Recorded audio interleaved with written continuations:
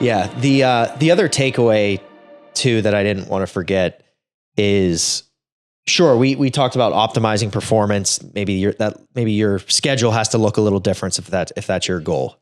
And then for health, yes, you can accumulate things in maybe a less suboptimal manner.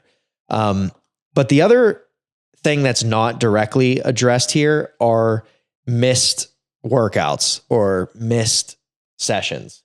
And so I think sometimes this hinders me personally. And I've seen this with people who I work with. And then if you're just a regular old person, you are going to have things unexpectedly pop up on your schedule. Mm-hmm. And so all of a sudden you are exercising 1, 2, 3, 4 days a week, and you are following something. And then boom, something happens. Kids get sick. You're sick.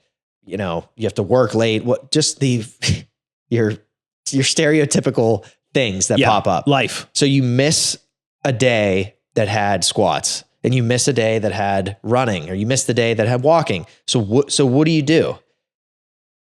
What this information lends itself to is that if you have to move this to Sunday, if you have time, look, skipping it is okay. It's okay to skip occasionally. If something happens and you just can't make it and it doesn't work, skip it. You'll just pick up where you left off the next time. The long arc is more important. Again, another key sort of phrase that we bring up. The long arc is more important.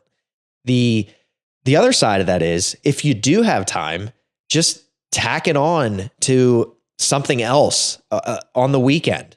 So if you were supposed to squat and you missed it, and then squats popped up again on Sunday, that doesn't necessarily mean you just do 3 more sets of squats, especially just knowing yourself, knowing what you can tolerate, and then also thinking about the longer arc, not doing anything that's going to hinder your long-term performance, but that you also want to still get some exercise in.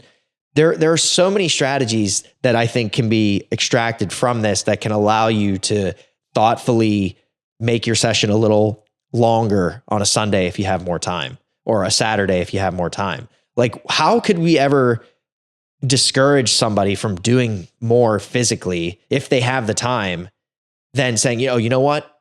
Here's what I think you should do. I think you should skip that workout because it's going to hurt what you do on Sunday. And if it hurts what you do on Sunday, it's going to hurt what you were going to do on Monday. Right. It's like this super negative. People get caught up in that. It's like, just forget all that. Take some sort of middle ground approach. If you have more time, stay longer, do your thing. It should be fun, because if you're not having fun, you'll quit doing it anyway. You're not going to do it anyway. So get creative with adding the elements from the day that you missed into the day that you still have planned. Again, whether that's walking or that's some sort of bodybuilding exercise that you like to do. If you like to do it, who cares when you do it? You know what I mean? It's still, you're still better off banking those extra few sets, or banking those extra few miles on your feet, than just saying, oh, it was suboptimal. Yeah. I can't do this. I'm too worried. Just forget all that. Train as much as you want within reason, and sure, keep the long-term in mind, but also know that, like, you're probably better off banking a couple extra sets a week, even though it wasn't at 8 a.m. on Tuesday. Instead, it was at the end of the week. Yeah. Makes sense.